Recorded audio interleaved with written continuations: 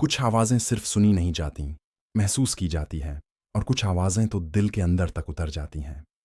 अरिजीत सिंह, एक खामोश गायक, शोर मचाती दुनिया में। कहते हैं, कुछ लोग बोलकर नहीं, गाकर अपनी बात कहते हैं। और कुछ आवाज़ें ऐसी होती हैं जो कानों से नहीं, रूह से सुनी जाती हैं। अरिजीत सिंह की आवाज़ भी वैसी ही है। वो गायक जिसने मोहब्बत को शब्द दिए और दर्द को धुन में बदल दिया। लेकिन जहां रोशनी होती है वहां साया भी जरूर होता है। अरिजीत की जिंदगी भी सिर्फ कामयाबी की कहानी नहीं, बल्कि विवादों, गलत फहमियों और सच्चाई के संघर्षों की दास्तान है।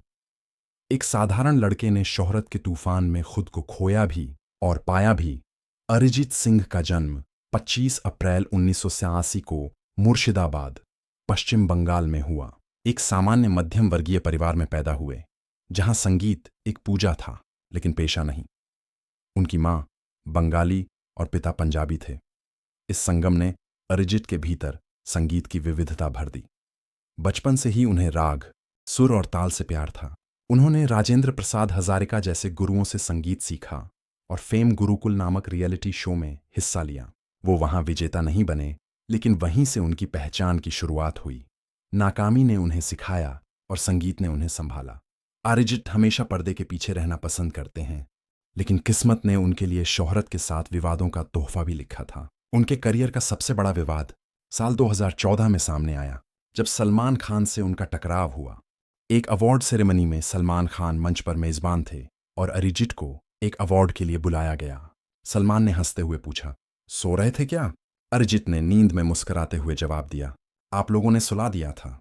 ये बात मजाक में कही गई थी, मगर सलमान को यह ताना लग गया और वहीं से शुरू हुई एक लंबी खामोशी और नाराजगी की कहानी। कुछ महीनों बाद खबरें आईं कि सलमान ने सल्टन फिल्म से अरिजीत का गाया हुआ गाना जाग गुमेया हटवा दिया। अरिजीत ने फेसबुक पर माफी मांगी। सलमान भाई, अगर मैंने कुछ गलत कहा हो तो माफ कर दीजिए। लेकिन ये पोस्ट कुछ घंटों में ही डिलीट कर दी गई। वो खामोशी कई सालों तक चली। अरिजीत के फैंस दुखी थे, क्योंकि एक सादगी भरा गायक अब इंडस्ट्री की राजनीति में फंस गया था। सालों बाद 2023 में जब अरिजीत ने सलमान की फिल्म टाइगर 3 के लिए गाना गाया, तो ये संकेत था कि शायद दोनों के बीच की दूरी मिट चुकी है। सलमान ने एक इंटरव्यू में कहा, गलतफहमी मेरी तरफ से थी। ये इशारा था कि अब वो दोनों अपने पुराने मनमुटाव को पीछे छोड़ चुके हैं। लेकिन विवाद यहीं खत्म नहीं हुए। एक बार अरिजीत ने अपने लाइव कॉन्सर्ट के दौरान कहा, क्या पाकिस्तान का म्यूजिक भारत में सच में बैन है? संगीत तो मोहब्बत है, राजनीति नहीं। उन्होंने खुले दिल से आतिफ असलम और राहत फातेह अली खान की तारीफ की। उनकी ये बात सुनकर कुछ लोग नाराज हुए, लेकिन हजारों फैंस खड़े होकर तालियां बजाने लगे, क्योंकि अरिजीत का मकसद सिर्फ इतना था, संगीत को सरहदों से आजाद रखना। लेकिन कुछ राजनीतिक संगठनों ने इसे देशभक्ति के खिलाफ बयान बता दिया। अरिजीत ने फिर भी कोई सफाई नहीं दी। उन्होंने बस मुस्कुराकर कहा, मैं गायक हूं, नेता नहीं।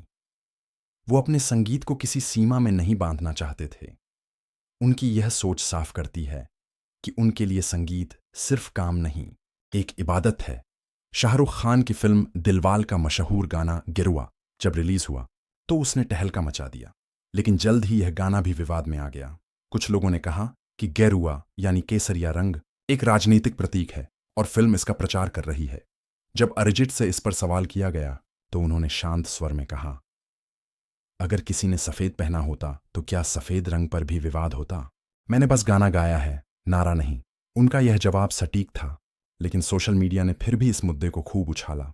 ये दिखाता है कि एक कलाकार के हर शब्द, हर धुन को कभी कभी राजनीति का हिस्सा बना दिया जाता है। अरिजीत ने इसके बाद कभी राजनीतिक विषयों पर बात नहीं की।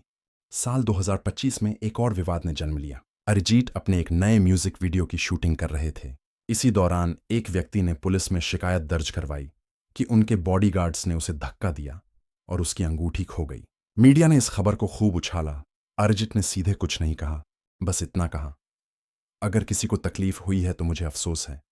जांच अभी भी जारी है, पर किसी ठोस सबूत की पुष्टि नहीं हुई।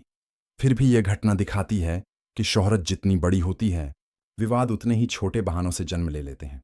साल 2024 में भी एक अलग तरह का मामला सामने आया। कई ब्रांड और सोशल मीडिया अकाउंट अरिजीत के नाम से पैसा कमाने लगे। किसी ने ऑफिशियल अरिजीत चैनल के नाम से गाने अपलोड किए, किसी ने उनकी तस्वीरें इस्तेमाल की। अरिजीत ने कोर्ट में याचिका दी कि कोई भी उनके नाम, तस्वीर या आवाज का गलत इस्तेमाल न करे। कोर्ट ने उनके पक्ष में फैसला दिया और कहा कि उनकी पहचान, आवाज और छवि का कानूनी संरक्षण है। यह फैसला न सिर्फ उनके लिए बल्कि हर कलाकार के लिए एक मिसाल बन गया। अरिजीत ने कभी अपनी निजी जिंदगी को प्रचार का हिस्सा नहीं बनाया। उनकी पहली शादी असफल रही, लेकिन उन्होंने इस बारे में कभी सार्वजनिक रूप से कुछ नहीं कहा। बाद में उन्होंने अपनी बचपन की दोस्त कोएल रॉय से 2014 में शादी की।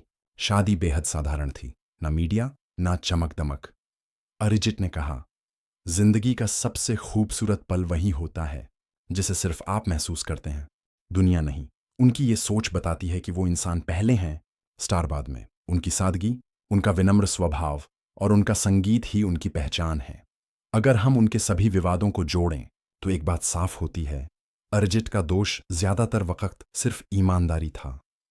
कभी उन्होंने सच बोल दिया, कभी मजाक गलत समझ लिया गया, कभी उनकी खामोशी को घमंड कहा गया, लेकिन उन्होंने कभी पलटकर वार नहीं किया। उन्होंने हमेशा माफी को चुना, बदले को नहीं। और शायद यही कारण है कि आज भी वो हर दिल में जगह बनाए हुए हैं।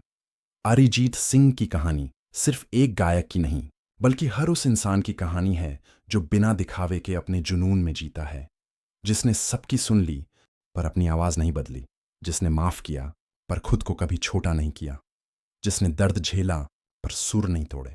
आज जब वो तुम्हारे हो या फिर ले आया दिल गाते हैं तो लगता है जैसे वो दुनिया से नहीं, अपने दिल से बात कर रहे हैं।